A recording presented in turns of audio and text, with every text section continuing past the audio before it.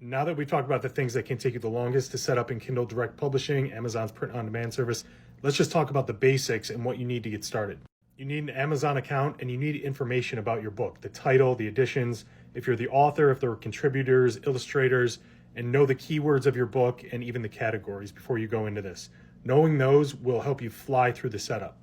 Once your book is listed, you'll see it in your bookshelf here and it will be on sale in the Amazon Marketplace. And then as you sell books, you'll see the reports over there. It will tell you how many sales you made and the royalties that you get. You can choose the price that you list your book at and try to get the best royalty rate you can, but it's going to be based on the quality of your print and the amount of pages in your book.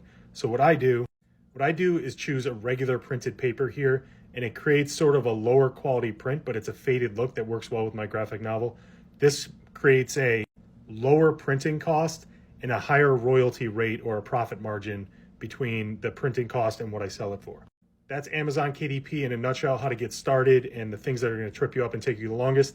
I did it in reverse. So if you didn't watch the first part in this video series, go back and watch that and you'll see where it started and what you need to do to make sure you don't waste too much time in KDP like I have. Good luck.